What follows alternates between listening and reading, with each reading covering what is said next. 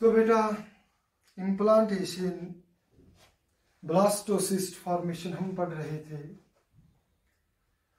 तो बेटा last lecture में हमने पढ़ा है कि इम्प्लांटेशन क्या होती है, ब्लास्टोसिस्ट कैसे बनता है। तो हमने वहां पर देखा था जो क्लीवेज में मरूला बनता है तो उस मरूला में थोड़ी सी चेंजेस हो जाती हैं, सेल्स जो हो जाती हैं वो डिफ्रेंशिएट थोड़ा सा हो जाती है, सेल्स जो होती हैं वो कंपैक्ट हो जाती हैं, रीअरेंज हो जाती हैं और आपको एक आउटर लेयर ऑफ सेल्स बनती है जिसको आप बोलते हैं ट्रोफोब्लास्ट, और एक group of cells, mound of cells is formed जिसको आप बोलते हो इनर सेल मास। ये तो आपको पता है बेटा, इसको आप बोलते हैं ट्रोफोब्लास्ट या आप इसको बोल सकते हैं ट्रोफेक्टोडर्म। लास्ट लेक्चर में हमने पढ़ा है कि ट्रोफोब्लास्ट का काम क्या है, और ये जो ग्रुप ऑफ सेल्स होती है बेटा, you call this as inner cell mass. और मैंने आपको कहा है कि इनर सेल मास से ही एक एम्ब्रियो बनता है। एम्ब्रियो प्रॉपर जो होता है वो इनर सेल मास से बनता है और इन सेल्स को न्यूट्रिशन देने के लिए वहां पर एक ट्रोफोब्लास्ट बनती है और एक कैविटी बन जाती है जिसको ब्लास्टोसील बोलते हैं, और इस सारे स्ट्रक्चर को बेटा हम बोलते हैं ब्लास्टोसिस्ट। तो ये हमने देखा है कि जब इम्प्लांटेशन होती है तो ये जो ट्रोफोब्लास्ट होती है ये मल्टी लेयर्ड बन जाती है। आउटर लेयर्स जो होती हैं ट्रोफोब्लास्ट की, वहां पर सेल्स के दरमियान जो कॉमन वॉल्स होते हैं वो डिसॉल्व हो जाती हैं और it appears that outer layer of trophoblast is multinucleated, और हम इसको बेटा बोलते हैं सिंशियोट्रोफोब्लास्ट। क्या बोलते हैं बेटा? सिंशियोट्रोफोब्लास्ट। और ये जो अंदर वाली ट्रोफोब्लास्ट की लेयर्स जो होती हैं उसको हम बोलते हैं बेटा cellular trophoblast.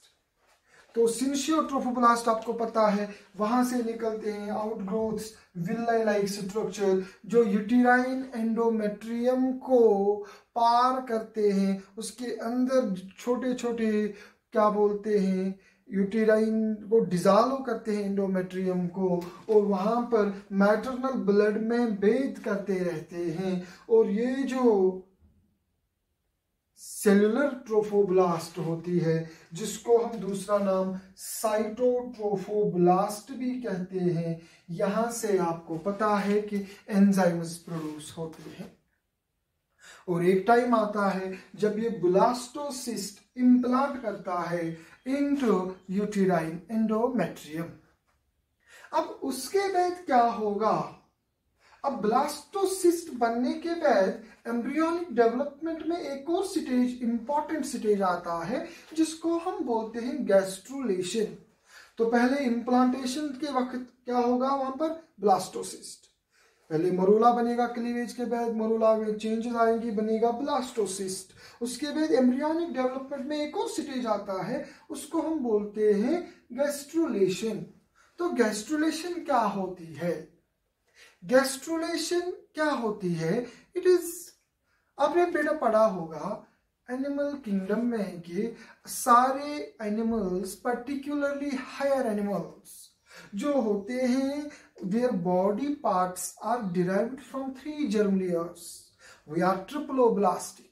Human beings are triploblastic. Birds, reptiles, amphibians, fish, echinodermata, arthropoda, mollusca, आपको पता है जो multicellular animals और higher animals जो होते हैं, they are triploblastic. Similarly, we are also triploblastic. Human beings जो हैं, man is also triploblastic.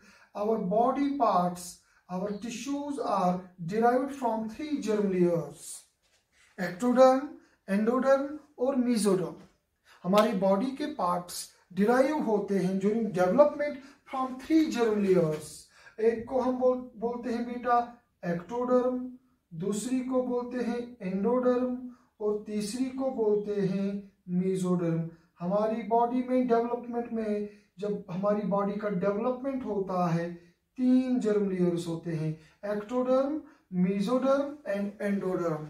इन्हीं 3 germ layers से हमारी बॉडी पार्ट्स, हमारे टिश्यूज बनते हैं और वी से we are triploblastic.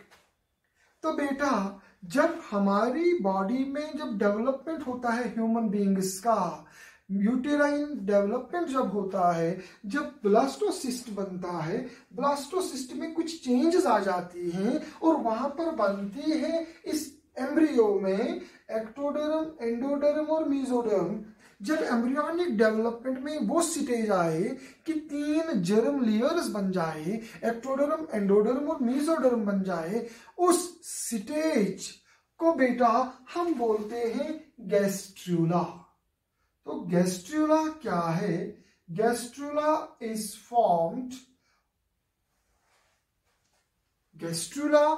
Formed from blastocyst. तो बेटा गैस्ट्रूला क्या है? It is an embryonic stage in which we find 3 germ layers, ectoderm, endoderm and mesoderm, ताकि इन जर्म लेयर से अलग अलग किस्म के टिश्यूज प्रोड्यूस हो जाए और ऑर्गेनोजेनेसिस स्टार्ट हो जाए। तो बेटा तो वो प्रोसेस जिसमें एक गैस्ट्रूला बनता है, उसी प्रोसेस को हम बोलते हैं गैस्ट्रुलेशन। तो गैस्ट्रुलेशन क्या है? Gastrulation is the formation of gastrula. So what is gastrula?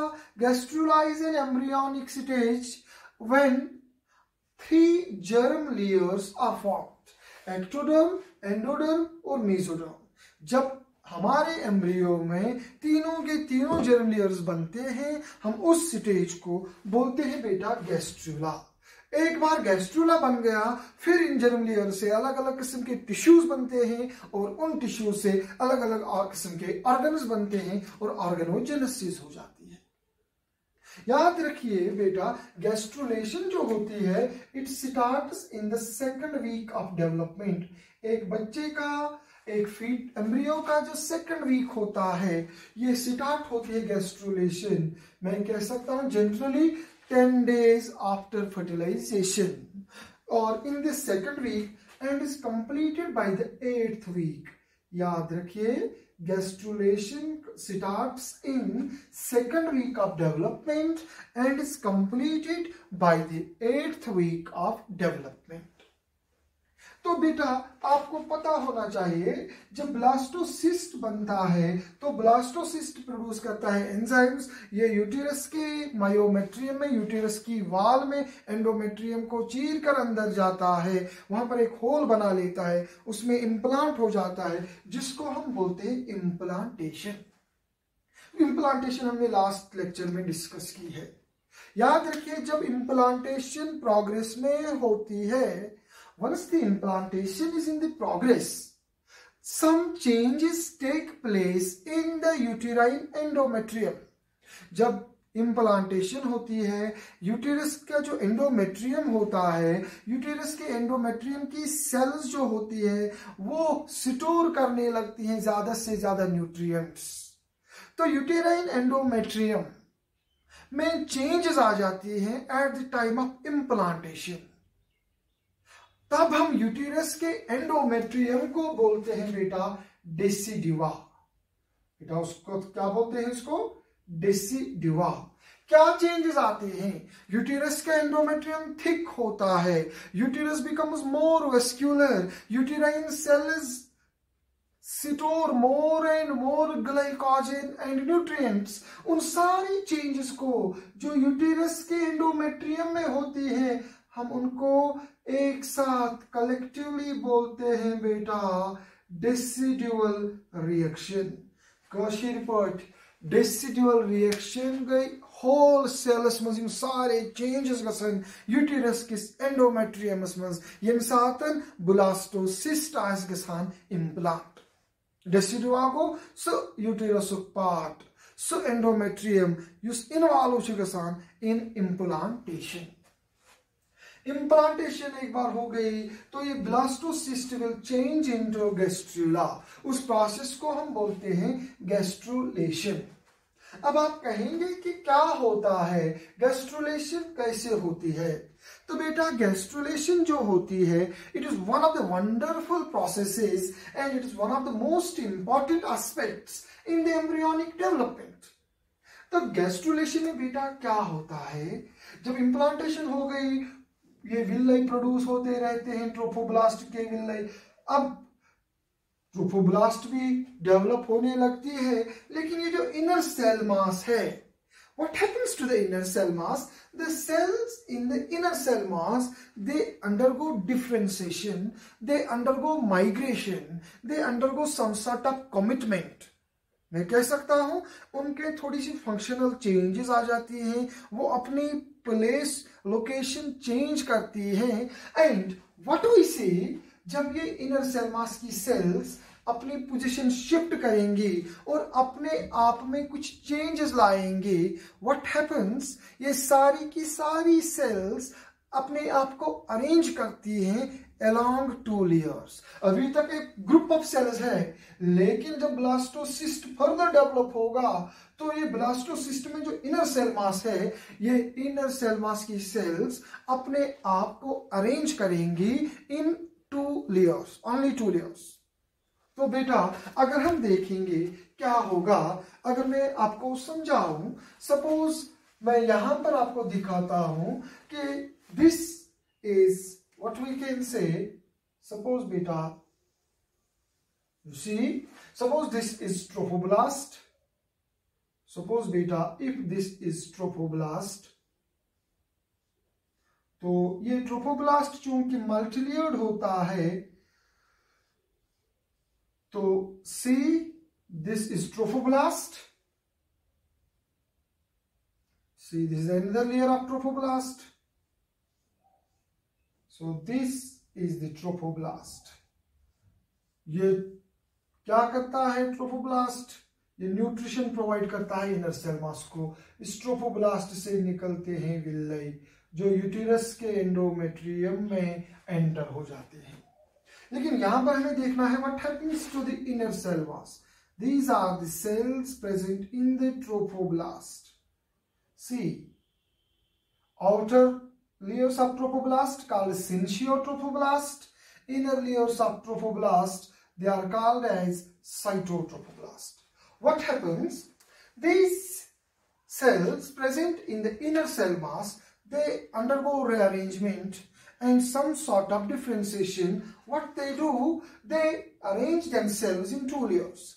One layer is formed, see, one of the cellular layers is this, that is almost cuboidal in shape.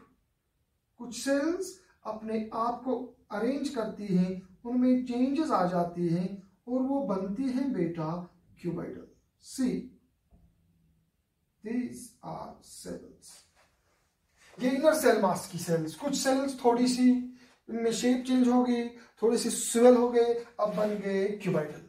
और कुछ sales जो हैं वो टाल होंगी, वो होंगे कलमनर। ऐसे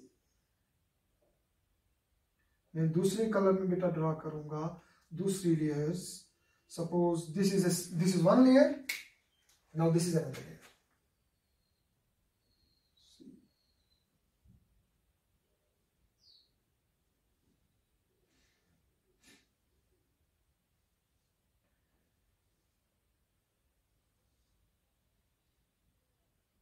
नाउ सी, आप देखिए बेटा, ये जो इनर सेल मास थी, इनर सेल मास में जो सारी सेल्स हैं, अब वो अरेंज हो गई और थोड़ी डिफरेंशिएट भी हो गई। Now there are two layers of cells formed. One is up, one layer which is tall, which are columnar sales. हम इस लेयर को बोलेंगे बेटा इपीब्लास्ट। क्या बोलेंगे बेटा? इपीब्लास्ट। और दूसरी लेयर जो है, इसको जो क्यूबाइडल सेल्स की है, हम इसको बोलते हैं बेटा हाइपोब्लास्ट। तो जब गैस्ट्रुलेशन होती है, गैस्ट्रुलेशन के आगाज में पहले एक टाल लेयर सेल्स की लेयर बनती है जिसको इपीब्लास्ट बोलते हैं, और दूसरी लेयर क्यूबाइडल होती है जिसको ट्रोफोब्लास्ट बोलते हैं। याद रखिए, सॉरी, जिसको हाइपोब्लास्ट बोलते हैं। This hypoblast lies towards this blastocele. Hypoblast जो है ये कहां की तरफ रहेगी? ये ब्लास्टोसील की तरफ रहेगी। लेकिन आप देखिए, अभी तक यहां पर एक कैविटी थी, अब यहां पर दूसरी कैविटी बनने लगी। क्योंकि सेल्स ने अपने आप को अरेंज कर दिया 2 लेयर्स में। अब एक दूसरी कैविटी बनने लगती है। ये जो दूसरी कैविटी बन गई, हम बेटा इसी को बोलते हैं एमनियोटिक कैविटी। क्या बोलते हैं? Amniotic cavity. तो क्या हम कह सकते हैं amniotic cavity begins to form when the gastrulation starts. जब गैस्ट्रुलेशन स्टार्ट होती है, एक कैविटी बनती है जिसको हम बोलते हैं एमनियोटिक कैविटी। अब ये एमनियोटिक कैविटी और डेवलप होगी, फिर हम आगे देखेंगे नेक्स्ट लेक्चर में वहां पर क्या क्या प्रोसेसेस होंगे। लेकिन मैं कह सकता हूं in the beginning this amniotic cavity जो है, इसका जो फ्लोर है, floor of the amniotic cavity is formed by epiblast while as its roof is formed by the trophoblast. So in the beginning of amniotic cavity, its floor. In the beginning of amniotic cavity, its floor is made up of epiblast, while as its roof is made up of trophoblast. Okay?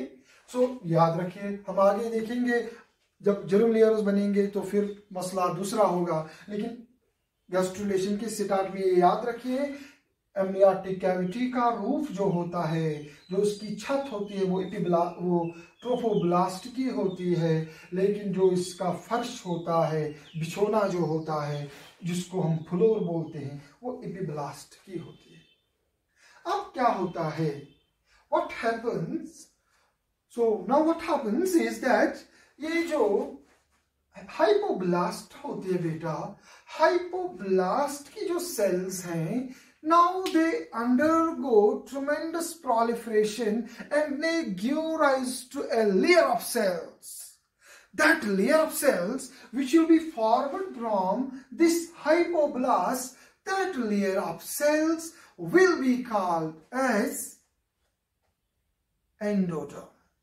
तो यहां से एक germ layer बनेगी जिसको बेटा हम बोलेंगे क्या, एंडोडर्म। एक स्टेज आएगा, ये जो हाइपोब्लास्ट है, हाइपोब्लास्ट बेटा अब क्या करेगी, हाइपोब्लास्ट की सेल्स डिवाइड होंगी। जब हाइपोब्लास्ट की सेल्स डिवाइड होंगी, what you will see, you will find that a number of cells will be formed and those cells what you call them as, ये एक जर्म लेयर होगी और इस जर्म लेयर को हम बेटा बोलेंगे एंडोडर्म। क्या बोलेंगे, तो hypoblast gives to future endoderm. Hypoblast जो बेटा होती है, हाइपोब्लास्ट से बनती है एंडोडर्म।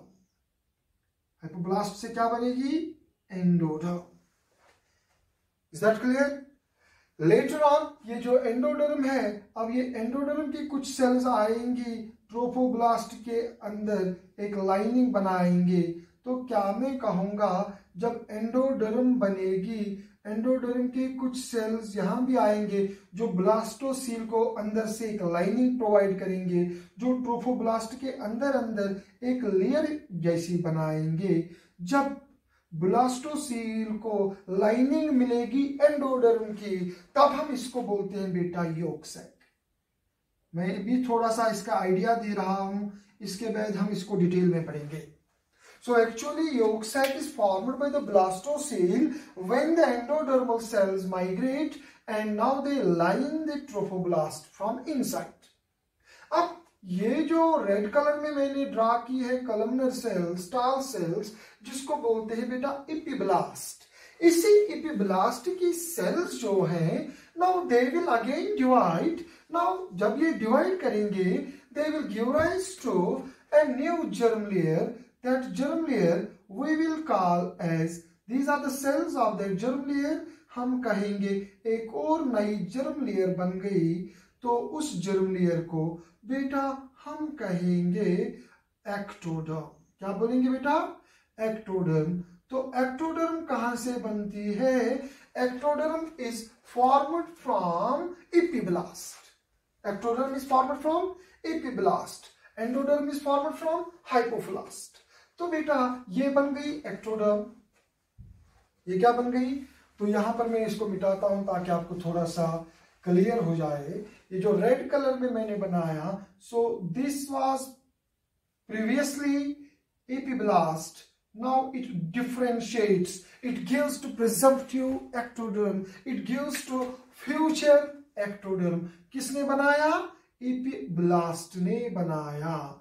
और ये जो मैंने ब्लू कलर में दिखाया, ये ब्लू कलर में ये एक्चुअली एंडोडर्म बन गया। ये कहां से बन गई? ये ब्लू कलर की जो लाइनिंग है ये बन गई बेटा हाइपोब्लास्ट से। अब मैं इसको ब्लू कलर में ही लिखूंगा, तो ये जो है ये बन गई बेटा एंडोडर्म। तो एंडोडर्म कहां से बनती है? Endoderm is formed from hypoblast. तो दो जर्म लेयर्स बन गई, लेकिन वी आर ट्रिप्लोब्लास्टिक। हम ट्रिप्लोब्लास्टिक है। एक्टोडर्म बन गई डेवलपमेंटल स्टेज में, एंडोडर्म भी बन गई। अब तीसरी लेयर बननी बाकी है जिसको हम मीजोडर्म बोलेंगे। तो वो मीजोडर्म कहां से आएगी? ये जो बेटा जो एपिब्लास्ट है, जहां से सेल्स माइग्रेट हो रही थी, डेवलप हो रही थी और बन रही थी एक्टोडर्म, उसी एपिब्लास्ट में एक एरिया होता है जिसको हम बोलते हैं प्रिमिटिव स्ट्रीक।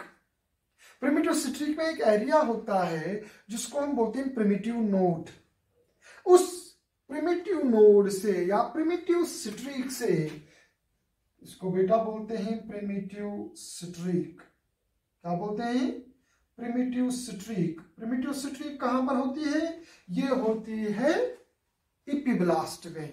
एपिब्लास्ट की सेल्स प्रोलिफरेट हो रही है and they give rise to ectoderm. At the same time epiblast में जो प्रिमिटिव स्ट्रीक है, वहां से कुछ सेल्स माइग्रेट करते हैं टुवर्ड्स एंडोडर्म, और I can say towards hypoblast.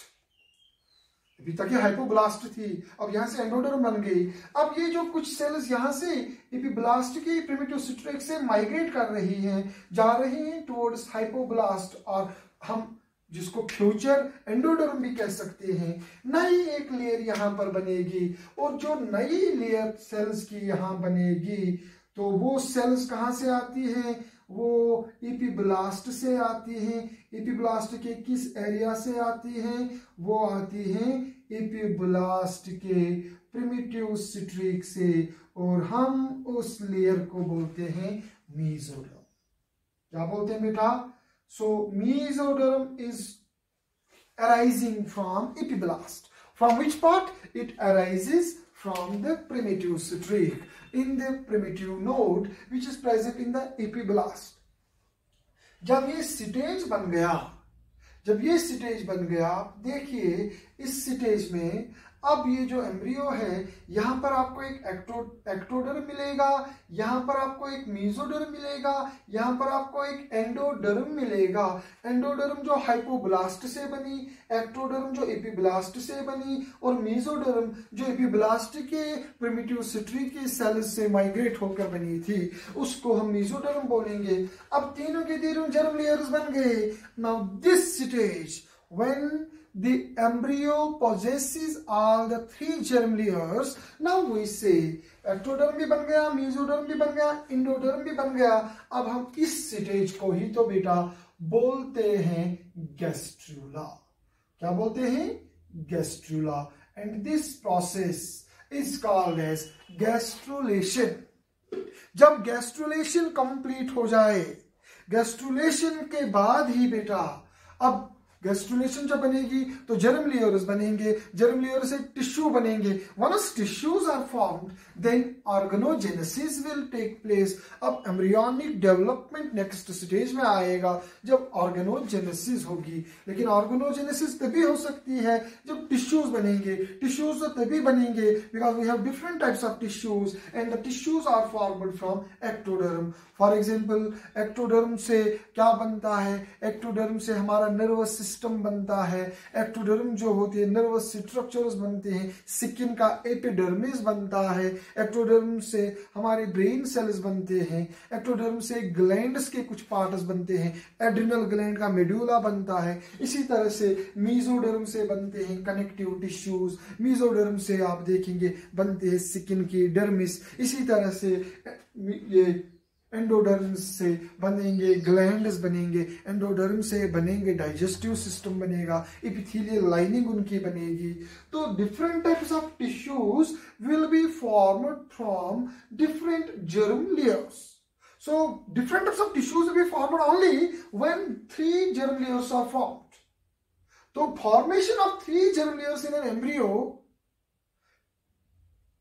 is called gastrulation, or I can say gastrula formation को हम बोलेंगे gastrulation. What is gastrula? It is an embryonic stage where we find that inner cell mass differentiates into a trilaminar layer.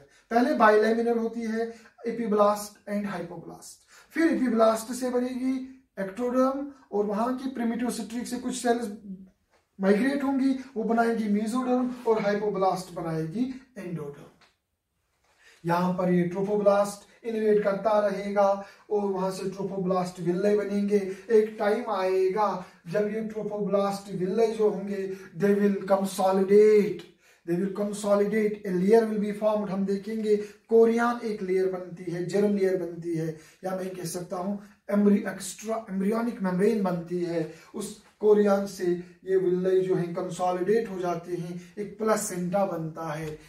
तो एक पूरा mechanism develop होता है between maternal tissues and the foetus, जिसको हम बोलते हैं प्लेसेंटा। वो प्लेसेंटा कैसे बनता है, कोरियनिक विल्ले कैसे बनते हैं, वो आगे हम देखेंगे। हमारा टॉपिक था gastrulation. Now we shall restrict ourselves to the gastrulation. तो गैस्ट्रुलेशन तभी होगी जब ब्लास्टोसिस्ट बनेगा। ब्लास्टोसिस्ट में एक ही कैविटी होती है जिसको बोलते हैं ब्लास्टोसील। ब्लास्टोसिस्ट में सारी की सारी सेल्स एक माउंट में एक जैसी जगह होती है जिसको हम बोलते हैं इनर सेल मास। लेकिन जब इम्प्लांटेशन कंप्लीट हो जाती है, उसके बाद नेक्स्ट स्टेप का आगाज होता है, तो हम कहते हैं गैस्ट्रुलेशन स्टार्ट होती है। तो गैस्ट्रुलेशन में क्या होता है, 3 जर्म लेयर्स बनती हैं, एक्टोडर्म बनती है, एंडोडर्म बनती है और मेसोडर्म बनती है। सबसे पहले इनर सेल मास की सेल्स क्या हो करती हैं, ये माइग्रेट हो जाती हैं, डिफरेंशिएट हो जाती हैं, बनाती हैं बाइलैमिनर स्ट्रक्चर। एक lower layer which lies towards blastocoel जो क्यूबॉइडल होती है, जो मैंने अभी ड्रा की, जिसको हम बोलते हैं हाइपोब्लास्ट। एक लेयर टाल सेल्स की जो ऊपर की तरफ होगी, दूसरे पोल की तरफ होगी, जिसको हम बोलते हैं इपिब्लास्ट। और इपिब्लास्ट और यहाँ के दरमियान कैविटी जिसको हम बोलते हैं एमनियोटिक कैविटी। फिर मैंने आपको बोला epiblast divides and changes in the future presumptive ectoderm, उसमें प्रिमिटिव सिट्रिक से सेल्स माइग्रेट हो जाती हैं, बनाते हैं मेसोडर्म। जबकि हाइपोब्लास्ट जो होती है दैट चेंजेस इनटू एंडोडर्म।